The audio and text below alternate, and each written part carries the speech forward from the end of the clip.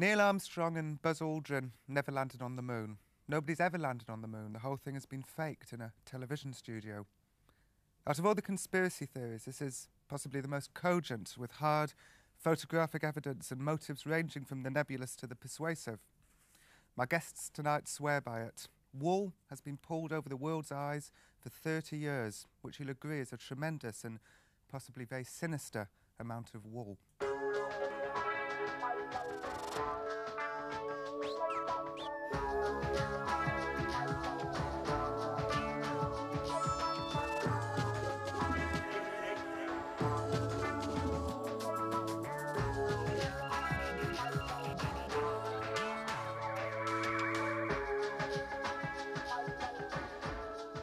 I'm David Percy.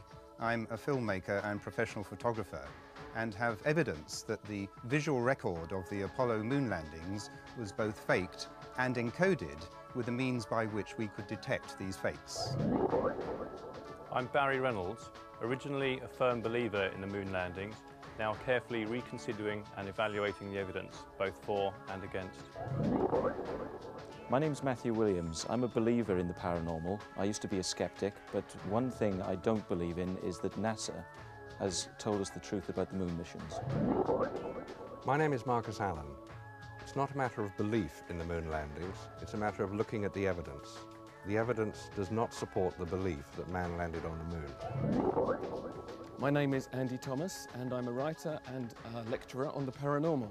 And I believe there are persuasive clues to suggest that many of the NASA photographs of the moon landings have been tampered with or even fabricated. My name is Mary Bennett, and during my research I have found serious evidence to suggest that Apollo astronauts did not actually set foot on the lunar surface. Maybe I can start with you, Mary. Can you explain exactly what has happened over the last 30 years? Has nobody ever landed on the moon? I wouldn't say that nobody has ever landed on the moon. I would say that the American Apollo astronauts that we have been led to believe landed on the moon during the Apollo space program did not, could not have done. And I will be prepared to eat my hat on this one, should I be shown to be wrong.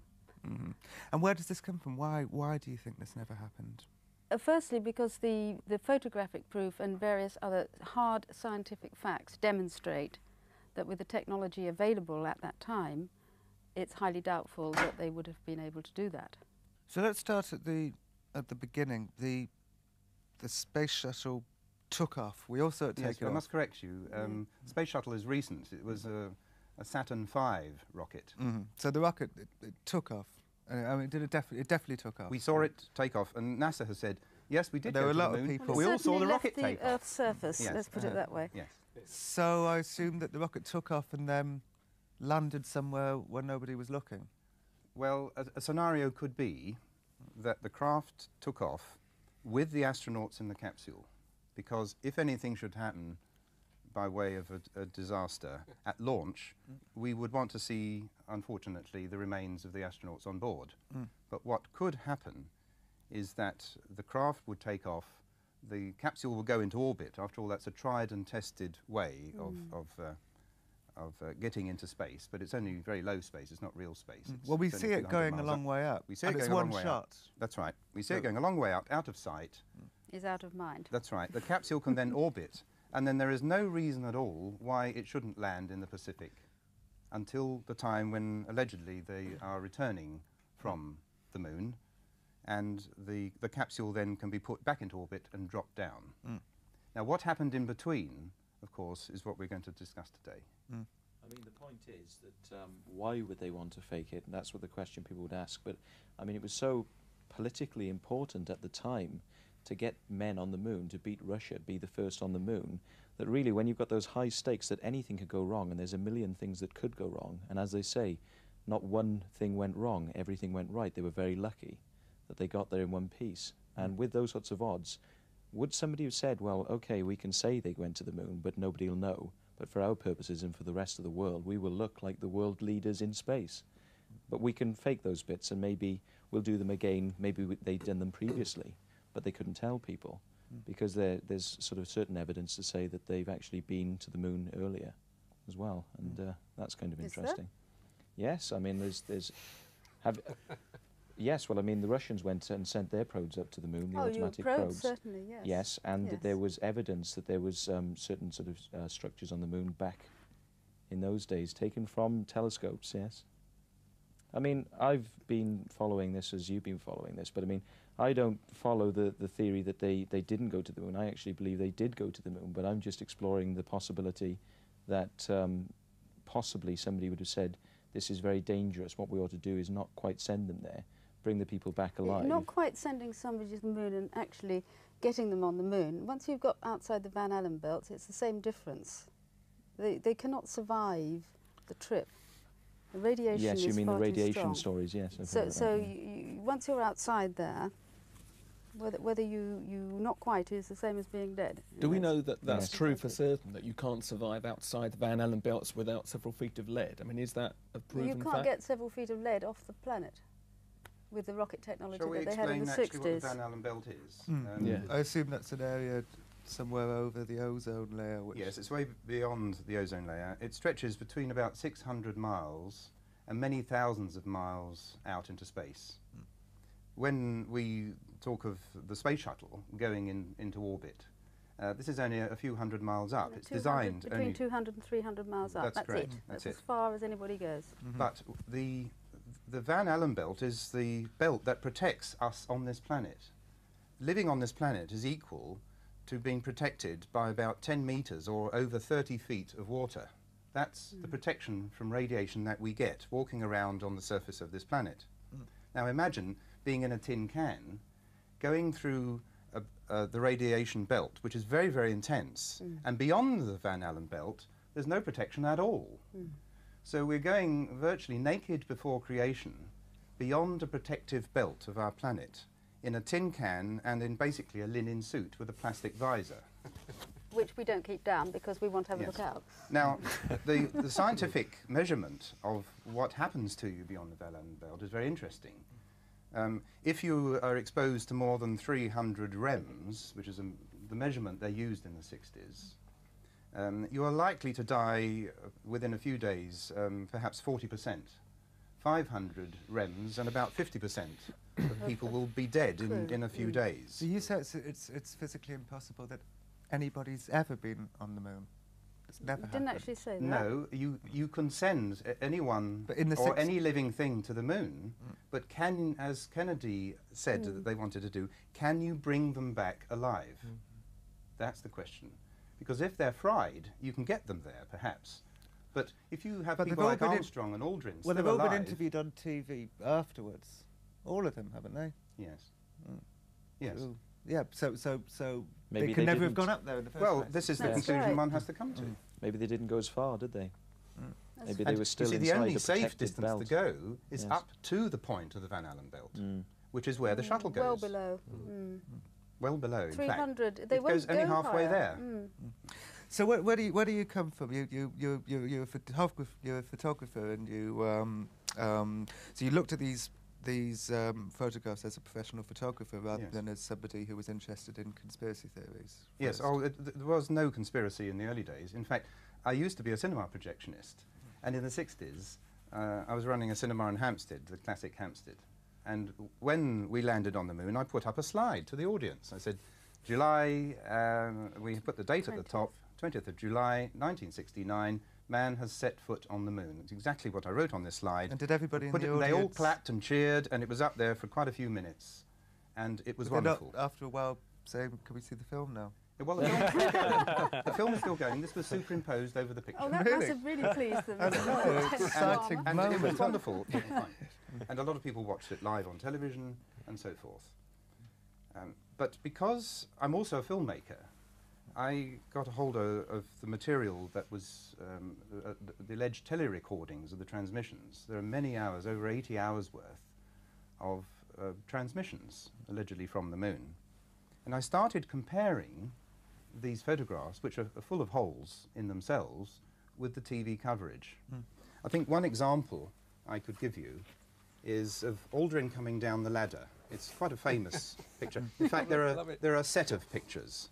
So not only do we have problems with the lighting, where we can see quite clearly that despite the fact he's coming down the ladder in the shade, he's perfectly bright, equally bright to the surface of the moon beyond him. And Neil Armstrong wasn't standing Well, there interestingly with a enough, flash. Neil Armstrong has to be standing here in order to take the picture. But when you look at the television coverage of our friend coming down the ladder, Neil Armstrong is standing somewhere else. He can't have taken that picture.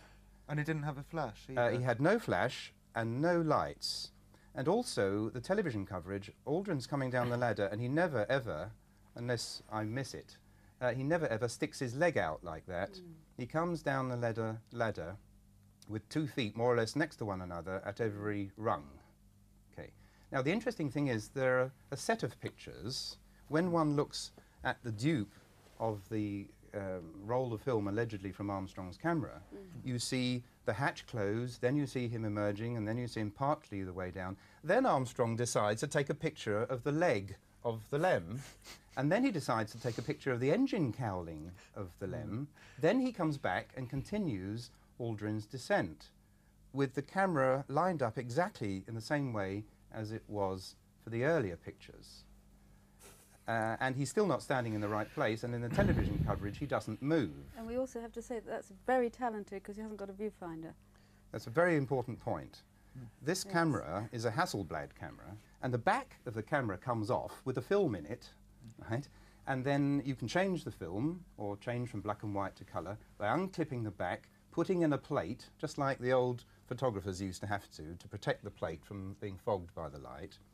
And you don't forget, you've got these very thick gloves, and you've got to manhandle this plate. Well, they're enormously thick. You aren't can't they? bend They're your not- fingers right. in them actually because they're so pressurised that you And can't bend so your you fingers. have a camera, and to save on weight and glass and so forth, there is no viewfinder. And there's also no exposure meter. You have a little card that says, almost like cloudy bright F11. Right? So you have to get your exposures right, despite the fact that 1 minute you're photographing an engine cowling, the next minute you're photographing somebody in the shade. Okay. Now, any photographer will see, when you look at the original colour picture of that it's lit. That's the point. Lights are used. We've even done a blow-up of the sole of the foot, and you can see the direction from which the light is coming. So, Marcus, what David's saying is that the film and the photographs obviously were taken separately, which would seem strange in itself. Why would, even if it was faked in a television studio, why wouldn't there be somebody taking photographs as the film was being made? It's probably unlikely that anybody at the time that the film, the TV film, the cine film, and the still films were taken, that anybody, don't forget we're talking in the summer of 1969, when these would have been done, that anybody thought that 25, 30 years later, that somebody would have sat down and gone through, totally unemotionally, because we're talking about one of the great events of civilization, landing on the moon. I stayed up and watched it. A lot of people watched it. We really felt proud that this had been achieved. And we didn't question it. The evidence was in front of us. There they were, the photographs. We'd heard about the moon rock that was going to be on show in the Science Museum. We'd seen the astronauts come back. We'd seen the president greet them. You don't fake something like that, do you? Of course not. This is 1969. The world got a lot more cynical since then. And you don't think they were doing such as Matthew says, there are reasons why it was so important for America to be seen to be successful in space. Because Russia, though Russia had beaten America into space in the first place by getting Sputnik up there, by getting the first man up there, America's pride was severely dented. Kennedy comes out with his great challenge to land a man on the moon and return him safely to the Earth by the end of the decade. And they did it. And America was proud. America was the leading country. But now supposing during the time that they were looking at how to get a man to the moon, the scientists came to the conclusion that it was actually impossible, that there were too many obstacles to overcome within the time frame. The radiation, which I think has been overlooked as a major obstacle. Sure, you can put satellites and craft up there that are not organic. You start putting organic matter, i.e. people, up there, and you've got a completely different ball game. Yes, you can put man up there, but you've got to have 6 foot of lead shielding, and that wasn't there. So if they then got the idea, well, we're going to have to show that we did it for political reasons, Right, now we've got these big studios, we've got Hollywood, we've got all the special effects. They had a deadline. This was the date, the rocket had gone up, they had to get there 3 days later, they had to land, they had to have the television transmissions, then they had to come back 3 days after that. And just the fact of coming back from the moon is a major problem, major technical problem, to get through the little window. It's only 40 miles wide that you have to get your spacecraft to. Right angle. At the right angle. If it's too shallow, it bounces off and you orbit the sun forever. If it's too steep, you burn up, little cinders picked up out of the Pacific. Not a good idea when the president's waiting. So you've got this whole pressure to produce a convincing scenario. I believed it. At the time, most people believed it. The main point we want to get across is that we feel that this is intentional. We don't think that this is sloppiness. We think that this work was done under the eyes or under the nose of NASA, that they would have seen the pictures. You don't think NASA is going to willingly publish this picture if they know it to be phony or if they know there's something wrong with it. They probably thought, oh, that's a good picture of Aldrin coming down the ladder. They aren't experts. You don't have a dog and bark as well. So if you've got your photographic experts taking the pictures, all that you're going to do is approve it. And one of the photographic experts you're saying was putting in these clues, well, hoping that somebody like you would... I think a possible scenario is that the team, the photographic team, and the compositors and the printers, they all realised what was going on, and they must have been party, some of them at least. Not everybody needed to know.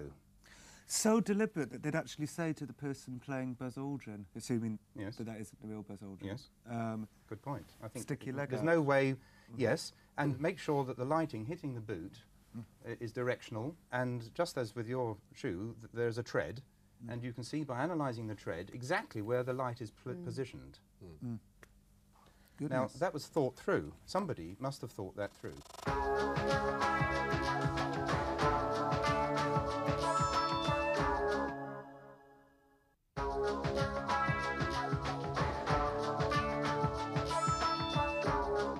We've been concentrating a lot on that photograph. Can we look at some of these others? Yes. Now, this is perhaps the So, most... I mean, I've got to say that, you know, this is so persuasive, yet it's such a... It's difficult to take. Yeah, it's I very think difficult to take, Horrible to yet take. very Yes, persuasive. it's very difficult to I'm take. being Now, torn here. You may want to look at that picture. Now, this is probably the most famous of all of the Man on the NASA moon. photographs. Man on the moon. But now look at it. Firstly, You said if we're we look looking at his down reflection, on you're him. going to see a bunch of guys. Yes. I think we should put to one side what's in his visor, because you could make a 2-hour program purely on that picture in his visor. Firstly, we're looking down on the astronaut very slightly. That's the first thing. Nothing to do with the lighting. You can see the top of his head. See the top of his head, and you can also see the top of his backpack. However, the camera that photographs any astronaut is clipped to the chest. So how can you ever be higher than 6 feet in order to look down onto the astronaut? But you need to look down onto the astronaut in this picture in order to see he's standing in a pool of light. It's rather like a follow spot in the theatre. You know, when somebody moves around the stage, this spotlight keeps them well illuminated, and you can see what is the hot area. The area where the spotlight doesn't hit is much darker. Well, it's exactly what we've got in this picture. Not only, however, is this light behind the astronaut, but the part of the astronaut that faces the camera that ought to be totally black, because we're in a vacuum, and there's no way you get anything filling in. The rocks are totally black, by the way. When we see pictures of rocks in these Apollo pictures, they're so black you can't see where the rock stops and the shadow begins. So why isn't our astronaut totally black? Well, NASA don't want that. They want to be able to see their astronaut. So what one does in a photographic studio, even in this studio one would do it if one was photographing something like a car or a pack shot of a product. You bring in your polystyrene, you bring in your reflector board, or you use another soft light, and you fill in, and you almost fight the light that's lighting from the primary source. And that's exactly what we see in this picture. In the distance, left and right, the horizon, it's very dark. It's almost a stop or two darker than our subject. But He's it's supposed to be standing in a illuminated by pool the sun, of light. Which is a totally Is this level how light illumination. behaves? Yes, the horizon should be lit up as much as the rest of the picture. Yes. And Yes. this has not occurred to anybody. He cannot be standing in a pool of light No. if he's lit by the sun. It has to be lit. That means a studio. Unless, of course, that this was a specially prepared batch of film by Kodak. Well, we have spoken to Kodak about this, Have we? and we Oh. know What have they that it's said? ordinary Ordinary Ektachrome, Ektachrome. 160 ASA, as it used to be called in those days, film that anyone could buy. There was nothing special about it at all. It was 70mm But film with surely sprockets. there must have been something special about it, because we know that on the moon's surface the temperature is extreme. It's either very hot or very cold. And if it was very hot because we're allegedly in the sunlight, the temperature is about 200 degrees centigrade. It's about the temperature you'll cook your Christmas turkey at. Yes, if I may just comment on the temperatures, on the transmissions, and I'd like to take this as the figure that we go with. On the transmissions, they talk about it being 180 degrees Fahrenheit. Right. Okay, but that's in the sun. If you leave your film stock and your camera in the shade, it will go to minus 180 degrees. Now, you try putting your film stock in the freezer, if it'll go that cold, right, and try to wind it on in your camera, right, then you take it out and then you put it in the oven, right, and then you see how the emulsion gets very soft, and it's also difficult to wind on without damaging the sprocket holes. Yet, if you look at Armstrong's roll of film, the majority of the pictures are all nicely exposed, and there are no problems with torn sprocket holes or the film becoming so brittle that it will break. None of those things have happened. It's not consistent with the pictures having been taken in that environment. Can I ask Barry, what does NASA feel about these views? Are they honouring your views with an answer? Are they what are they saying? I don't think NASA have commented yet. Quite how much of this information they're aware of, I'm not quite sure, but it would be nice to think that they could come forward and easily put a stop to some of this, because the photographic evidence in particular with these things like the hot spots of light, you can't deny that that is there on the photographs, and it just doesn't add up. And wouldn't it be very easy for somebody from NASA to step forward and say, well, the reason for that is because, and they come up with a simple answer. But with all of these books and articles that have been written, there's not one person has yet come back and been able to say, well, in actual fact, the reason for this is... They just haven't done it. We phoned NASA to ask their opinion on this, and they said that they'd like you and everybody to know that the moon landings did take place. I'm sure they would. We'd sort of guessed that. Pretty much so. It was somebody in public affairs. yes, by all Are accounts. they brilliant. likely to have said anything else? Well, I mean, no. Of course not. No, they wouldn't. They have said couldn't anything. possibly But I come back find- and say, No. oh, we've been spotted at last. Well done, Yes, chaps. sorry, You you're know, right. But these top of the world here. photographs are getting more and more well known now, and your views are getting more and more well known. You'd think that they would have commented or. Slightly differently. It's a sort of no comment, really, isn't it? Andy, you believe that the astronauts did actually go to the moon? I find it very hard to believe that we've never been to the moon, because it's not just the shots taken on the surface. Of course, there's lots of photographs taken in orbit or whatever. Now, I accept they could have been taken by unmanned probes, but what concerns me more is just the photographs. Putting aside everything else, the photographs clearly do not stand up to scrutiny. Now, I think, like Barry was saying, we deserve answers from NASA. Now, if these are just simply us being very, very silly, it would be the simplest thing in the world for NASA to come forward and say to us, well, this is why these pictures look like this, and it's as simple as that. Now, the fact that they've said nothing at all is very strange. But I differ from David here in terms of the whistleblower's theory, which says that there were deliberate anomalies put into the photographs so that 20, 30 years down the line we would discover them and realise it was a hoax. I actually believe it's just as likely to be down to incompetence, because nobody thought that anybody would ever question the photographs that deeply. And human nature being what it is, and who knows, maybe the hoax was conducted in a hurry or whatever, we don't know why they did it. In a hurry, certainly not. Why do you think that? Because the whole of the Apollo program goes back well before 1960s. And the space program, if you like, well before the 60s. So this is not something in a hurry. Now, the decision to do it will have been taken as soon as they knew that radiation is the biggest showstopper of the solar system, of our probably living found by thing, the Russians which as is in well. 1958. They knew that. We've touched on the problems of radiation with the astronauts, but when we put this to a very well-known astronomer who runs a planetarium in England, we discussed what we've been talking about now, and within about 10 minutes he said, "We didn't go, did we?" Because we showed him a picture of the camera, and he said, "What about the X-ray problem?" Now, we all remember in the old days when we had these old-fashioned X-ray machines at airports. You'd say, they don't weren't put your film camera safe. through. And if you were a camera crew and you've been around the world going from country to country with your film rushes, as they're called, putting them through X-ray machine after X-ray machine, you could end up with your film being very badly fogged, which means it's not correctly exposed and will never look right. And Now, these photographs are perfect. No fogging. how any do photo. you take pictures with X-rays all around you with no protection for the camera? Now, the official explanation as to why the X-rays didn't affect the film is that the camera is very well protected. It was painted with a coat of aluminium paint. This is the Good, isn't X-ray it? protection. Ah. And some experts have said, you mentioned what about asking NASA, but we have asked contractors to NASA, and they said, well, it must have been all right because look, the pictures are fine. Was it Armstrong's voice that said one small step for man? That's right. Well, But we well- are told it's Armstrong's voice. But do you think it was Armstrong's voice? There's no It reason why it doesn't shouldn't make be. any difference whether it was or not, because he There's doesn't no have to have done reason it on the moon. why it shouldn't. Well, if we found out that it wasn't Armstrong's voice, then, you know, then Well, then he we're hasn't getting taken somewhere.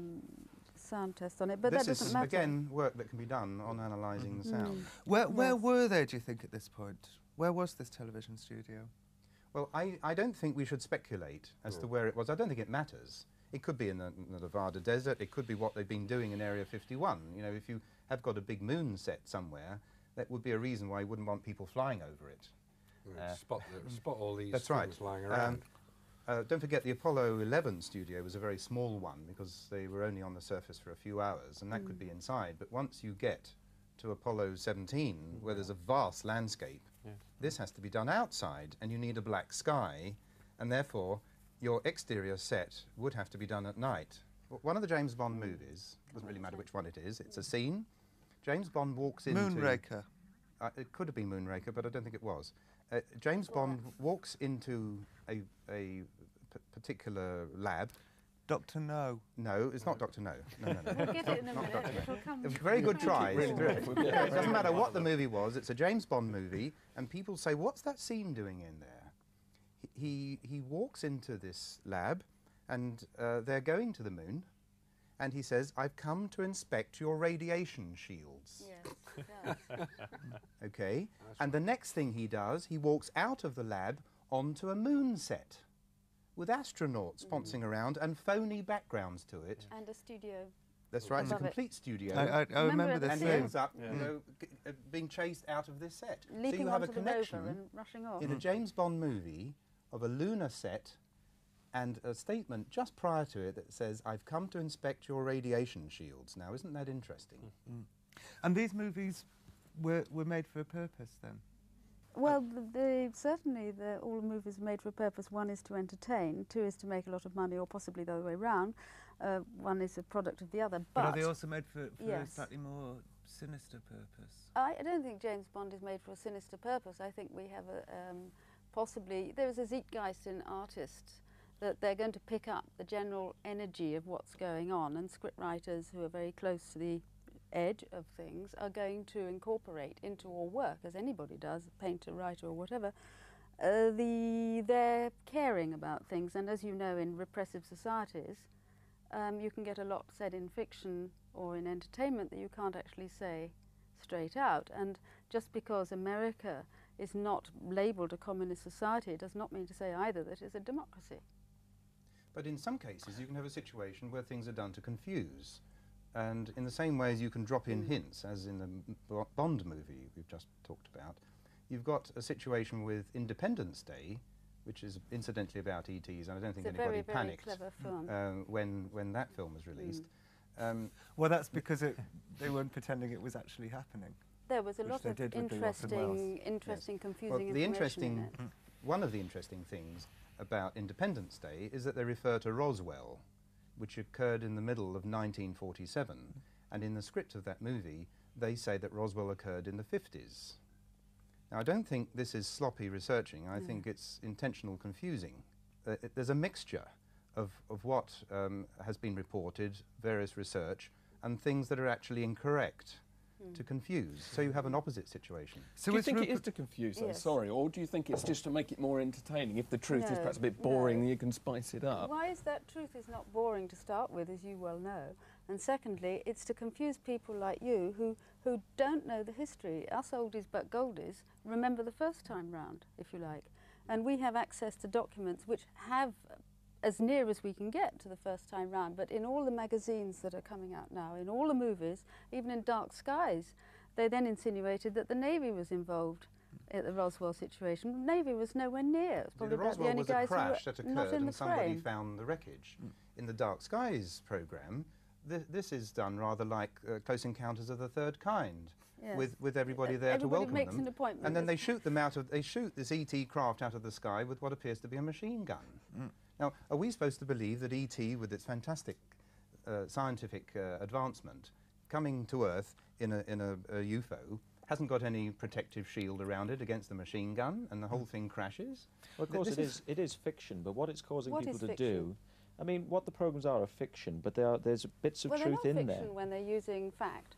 I think that we are being given information and guided in a way of thinking in order that a certain atmosphere is achieved within the general public. And yes, they want to inform. And who is deciding? Hang on, before who, let's just finish I think why. the atmosphere is to create, now I think the atmosphere is to create a fear of things unknown, and especially ET. I do not think that the powers that be, whoever they might be, and Marcus, you can answer that one, you're head of conspiracy. Is this the famous secret one world government that we hear so much about? Well, the elders as of to whether Zion. there is a secret one world Well, government, that's really the evidence for it is, shall we say, not exactly coming out of every newspaper and television program one reads. There is a rumour of it. There is certainly that is an explanation offered by many people for certain unexplained and unconnected events, which, by saying, well, it must be the secret one world government, whoever they are, it explains things which are inexplicable. And it is not something which I think should be encouraged, that, you know, with all due respect, Mary, the idea that there is a manipulating force, I think comes out rather... manipulating force, but it comes out very well in fiction. No, it is not as hidden as you're saying. The manipulating force is that those who wish to maintain their status quo, and we all do this, we all wish to maintain where we're at. Yeah. So to a degree we all do what we need to do in order to make sure we've still got our favourite food on the table and do our favourite things. It is that on a larger scale, but the fact of the matter is, if E.T. is out there, it is not necessarily that he is a four-headed reptilian oink who can't relate to anything or anybody, but that is the impression that we are being given very much so lately in the last few years from the media and the magazines that publish this stuff, and there must be an intention behind it. And if you are running a multi-million-pound company in whose interest it is to maintain your status quo at that level, then you would rather have things not change. And are the same Certainly, people who are destabilising us through misinformation in films and television programmes, are these the same people who are also feeding us the untruths about the moon landing? Is it the same group of people? I would say that we are being steered by human beings in one direction, and I would say that the experiences of many, many, many, many people of other forms of consciousness are steering them in another direction, and these two directions are possibly not of the same demands. And it is not E.T. or the consciousnesses that manifest as such who are the aggressive partners in that. We're all being very mild-mannered here today, and Yes, I mean, aren't we? we have a lot to say. I mean, there is evidence. We haven't looked at all of it here. I mean, the thing is, life is easy to live if you're ignorant of certain facts. And people live their lives quite happily, not knowing some of the things that some of us here have come into contact with, the information. The information is out there. It's not necessarily suppressed. And if you look a little bit further, just beneath the surface, I mean, this is not crazy stuff. This is out there.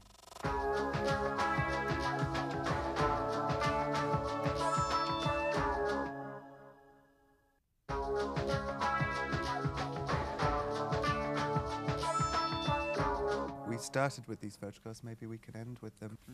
That picture is interesting for two reasons. A, you can see the lem there with nothing disturbing to the rock, and B, you can see shadows going in crazy directions. You'd expect a dust blast or something, wouldn't you? You know, Absolutely. Well, Yeah. there are so many different statements about dust. You know, one mission will say, "Oh, kicking up a lot of dust." The other will say, "Oh, no dust here."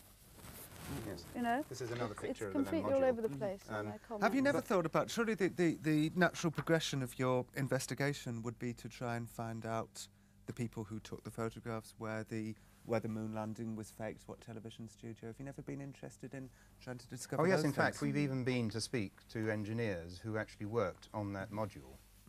And we've got some very interesting answers, which are going to be in our book. But there is something else that anyone can test, and it's a very interesting thing to do. If anyone has an encyclopedia, like the Grolier Encyclopedia on CD-ROM, you not only see the footage, the alleged footage, of us coming down, landing on the moon, okay, but you hear Armstrong's voice saying that he's giving a countdown as to how things are progressing, mentions the phrase, picking up a little dust, and so forth, and we see the touchdown. Now, as a filmmaker, one has filmed in many places. Helicopters, Boeing 747s, even a guy piloting a bobsleigh on the San Moritz bobsleigh run. You get a lot of And dust. you cannot hear a word they say unless they shout, unless there's stress in the voice, unless there's tension. This capsule was pressurized. They weren't yet wearing their spacesuits, so they were alive, allegedly. So how are they able to say, picking up a little dust with complete silence in the background? It's, in my view, it's more whistleblowing, because it would be easier to add the rumble. Now, don't forget, he's standing over On top of this engine. that has 10,000 pounds of thrust throbbing away. I mean, if you were to watch a rocket being Sexy. launched at Cape in America or in Russia or anywhere where we launch rockets, you have to stand more than a mile away. This is dangerous and noisy. If a rocket ever falls over, the blast will blast things at a tremendous rate, a tremendous force. Imagine your sofa is just above a rocket with 10,000 pounds of thrust, and you're just talking as cool as a cucumber. He was very calm. The Eagle has landed. But he was representing America. He had to be calm. This was a big moment Well, for also him. Exactly, but it's phony. It isn't real. That he had done many hundreds of simulations. He'd spent many months, all the astronauts, Yes, they spent over a year worked in preparing each mission. simulators, just On as the airline simulators. pilots today work in simulators. What do you do if all 4 engines die on you and you've got a thunder, you know. The astronauts trained in simulators. Armstrong was known to be one of the coolest pilots. He was, incidentally, Armstrong was a civilian. No, he was not. military. He was not a civilian. He belongs to Edwards Air Force Base. He was flying X-15s He or whatever it was. he used to fly the X-15s out He of was Edwards Air never a Force Base. civilian. Have any of you ever tried to approach Neil Armstrong to talk to him about this? We know somebody who has. He's a reporter in America, and he once went to see Neil Armstrong. He lives in a farm in the middle of nowhere. Unlike Aldrin, who has been doing the circuit for many years and endeavouring to put a brave front on all this, Armstrong won't talk to anybody. Anyway, this reporter, who's a television reporter, went along to Armstrong's place, knocked on the door, said, "Could I speak to you, please?" Armstrong said, "If you ever come back here again, you'll be physically removed from these premises." He did go back again, and he was physically removed, and he has got it on video.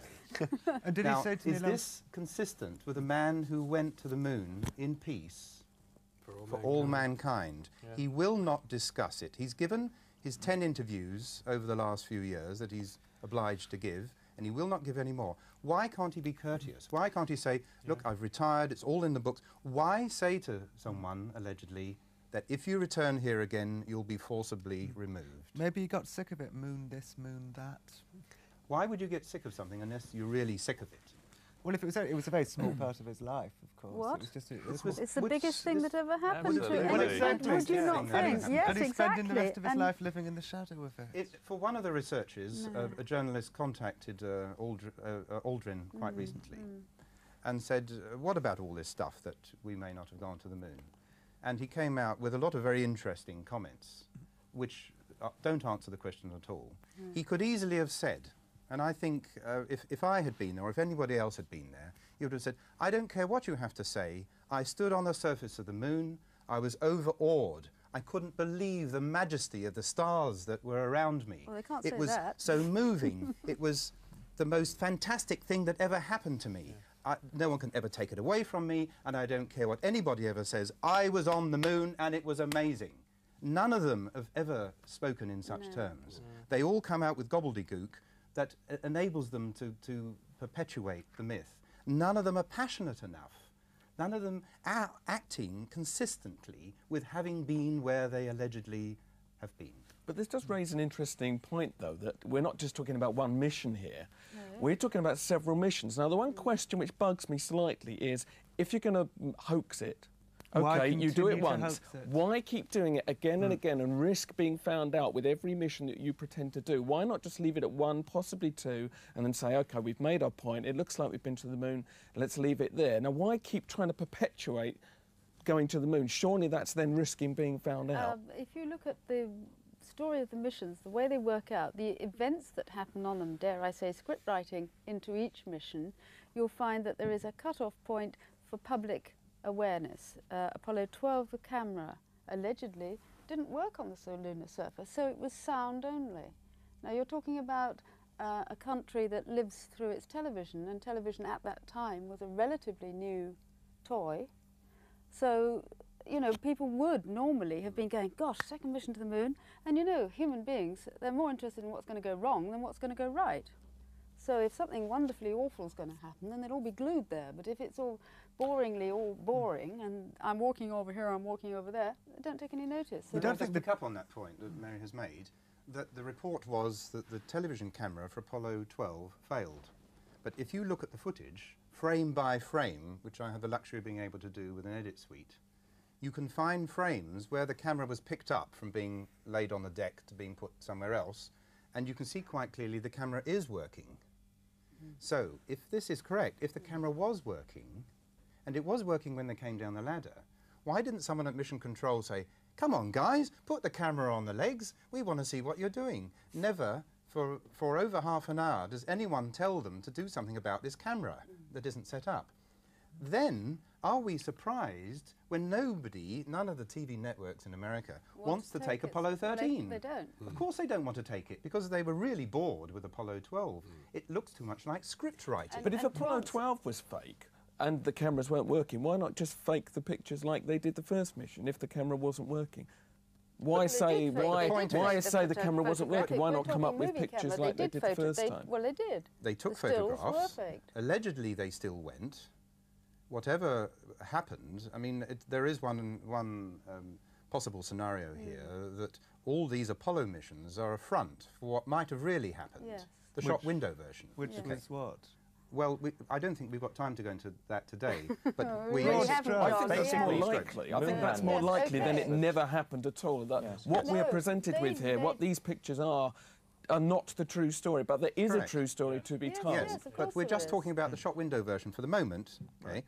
Now, if you want Apollo 13 to happen, in other words, if it's part of the planned scenario, that the things will get grander and grander, but you need Apollo 13 in order to draw people's attention, you then have got to make sure that they're not particularly enamoured with 12. Okay? Are you suggesting that the Apollo 13, the mishap was staged? Well, Yes. everything, we're saying everything is staged. Yes, definitely. Therefore, Apollo 13 was a script at the beginning, just in the same way as the movie. In fact, the movie that you see is a script. Okay, and that's what happened with Apollo 13, really. Nobody went to the moon and nearly landed and then safely got back through the narrow window that Marcus has described, using this LEM engine. No one did that, in our view. So Apollo 13 was staged for ratings purposes? It was staged in order, yes, for funding. Because NASA is slowly finding its funding is being reduced. They wanted to go further and further and have more missions. This was the answer. If there were planned to be more missions, and if these are pictures that are just literally fronting the situation, they have to carry on doing it. You also have to justify the funding that you have had. Can I ask, was the Challenger explosion staged? The explosion was real, but how it occurred is another matter. Space shuttles do go up. They do orbit the Earth. They're in low orbit, 250 or 300 miles up. There's no problem You about mean the that at accident, all. don't you? Yeah, what do you think it was deliberately I don't think we should exploded? comment on that now, but I think there's more to it than perhaps we know. One thing that we haven't touched on really is the reasons why you've become so fascinated in this. Not the It's about information. integrity and truth, isn't it? And it's about the future of this planet, because although America has the biggest space agency at one point and Russia have an extremely efficient space agency, you actually have humanity is dependent upon the integrity of those people who are exploring frontiers that most of us, can't go to at the moment. So we are dependent upon them for the quality of information and of learning about our universe.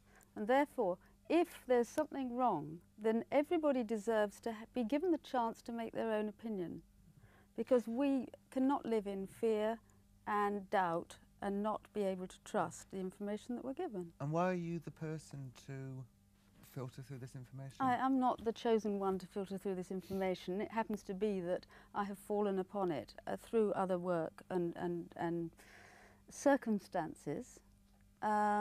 Everybody's doing it. We're all doing it. You're doing it by asking the questions.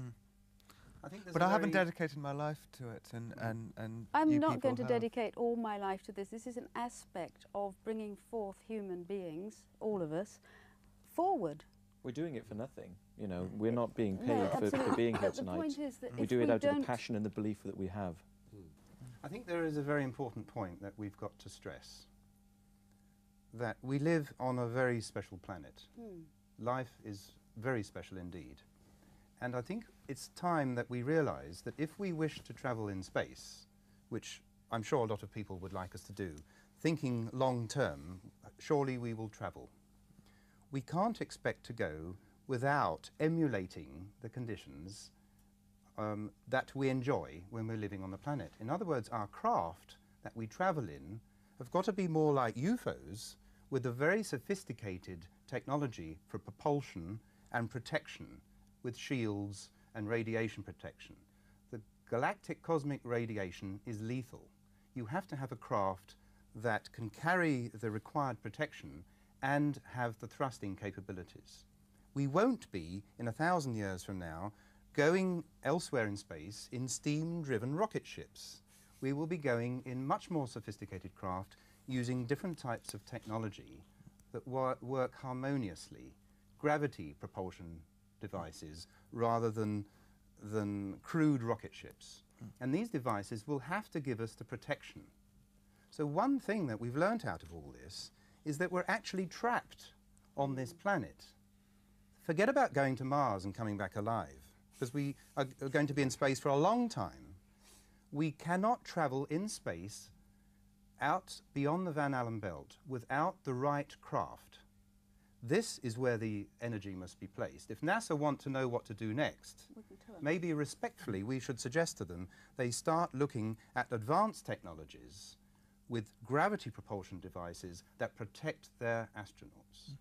And if your photographs are proved beyond doubt to be true, your research is proved beyond doubt to be true, you're sitting on a gold mine here.